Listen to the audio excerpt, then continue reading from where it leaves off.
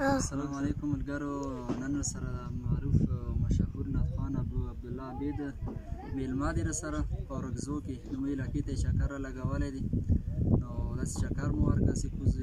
توی طرف راکوز شولو خوښیش مو وکړه چې وړوکی غوندې کلیپ ریکارډ کړو. نو امید لرم چې تاسو به هم خوښ شي او راسره ویورو. لا یتیمانو ځان خبر کړئ د اختر ورځې دي،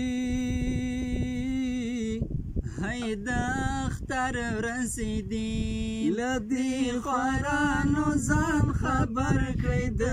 اختر ورځې دي، هی د اختر ورځې دي، د هر یتیم له خوایجو او نخوالو څخه، یا د هر یتیم له خوایجو او نخوالو څخه، ای مومنانو ځان خبر کړئ د اختر ورځې دي،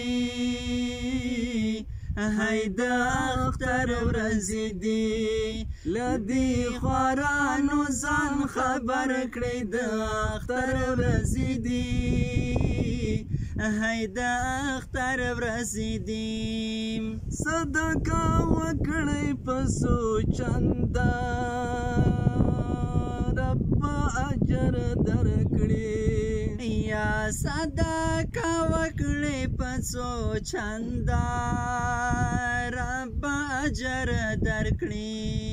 له فقیرانو ځان خبر کړئ د اختر ورځې دي، هی د اختر ورځې دي، له دې خوارانو ځان خبر کړئ د اختر ورځې دي، هی د اختر ورځې دي، له یتیمانو ځان خبر کړئ د اختر ورځې دي، هی د اختر ورځې دي، وکړئ پوښتنه په خپل چم کې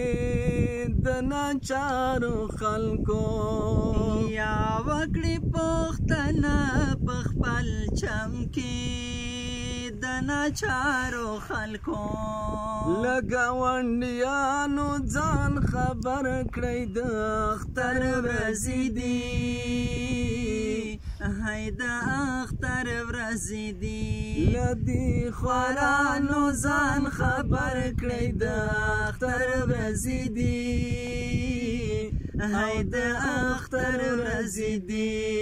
له یتیمانو ځان خبر کړئ د اختر ورځې دي، هی د اختر ورځې دي، له دې خوارانو ځان خبر کړئ د اختر ورځې دي، هی د اختر ورځې دي، چې غافل نشئ په محشر به یې پوښتنه کېږي، یا چې غافل نشئ په محشر به یې پوښتنه کېږي، له بېوزلانو ځان خبر کړئ د اختر ورځې دي، هی د اختر ورځې دي، له دې خوارانو ځان خبر کړئ د اختر ورځې دي، هی د اختر ورځې دي، له یتیمانو ځان خبر کړئ د اختر ورځې دي، هی د اختر ورځې دي، خپل خوشي ورباندې وویشئ او غم ترې واخلئ، یا خپل خوښۍ ورباندې وویشئ او غم ترې واخلئ، له مظلومانو ځان خبر کړئ د اختر ورځې دي، هی د اختر ورځې دي، له دې خوارانو ځان خبر کړئ د اختر ورځې دي، او د اختر ورځې دي، خطاب کړم تاسو ته یاسین د عثمان په قدم یا خطاب کړم تاسو ته یاسینا د عثمان په قدم باندې روانو ځان خبر کړئ د اختر ورځې دي او د اختر ورځې دي له دې خوارانو ځان خبر کړئ د اختر ورځې دي او د اختر ورځې دي له یتیمانو ځان خبر کړئ د